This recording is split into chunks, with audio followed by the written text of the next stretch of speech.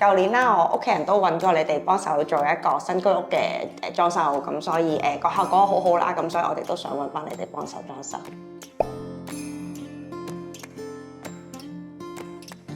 因為其實我哋上網都睇到好多，即係單位可能有機會爛尾啊，或者延遲收貨啊，或者點樣，咁呢啲都係我哋最擔心嘅問題咯。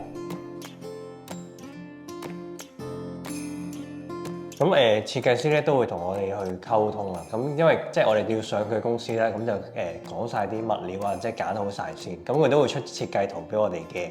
咁個設計圖我哋都睇過都好滿意之後咧，就會開始。咁跟住我哋即係最後睇翻即係現場啊個環境，其實同個設計圖都有好即係好似咯。咁所以其實就成個設計就好滿意啦。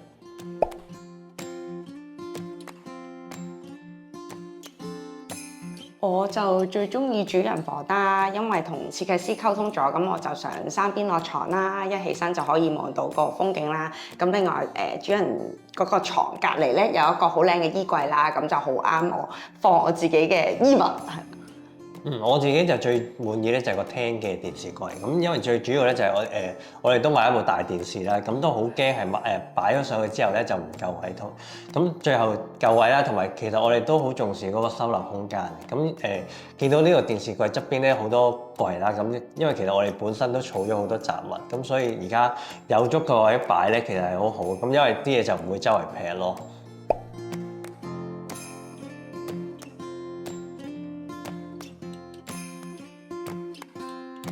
走廊有個飾櫃嘅位置，嗰個效果就最滿意最好嘅。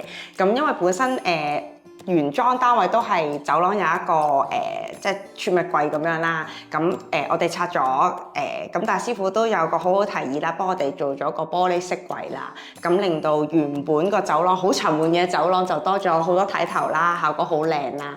咁而且就多咗好多空間去擺嘢啦。咁呢個係我哋比預期更加收到最好嘅效果咯。